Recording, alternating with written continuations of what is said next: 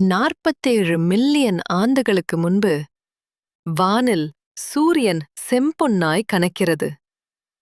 India இன்னும் கடலில் மிதக்கும் ஒரு தீவு. சுற்றிலும் ஆவியாகும் சதுப்பு நிலங்கள். உயரமான பழங்கால பனைகளும் மாபெரும் பெரணிகளும் நாணல் காடுகளில் அசைவே இல்லை. சதுப்பு நீரின் மேற்பரப்பில் ஒரு பெரிய மரக்கட்டை போல் தெரிகிறது.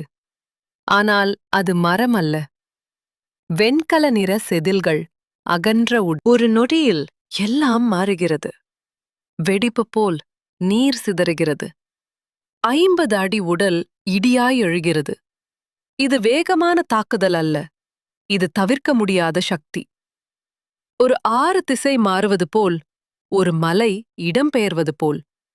சுருள்கள் ஒன்றொன்றாக இறுகுகின்றன.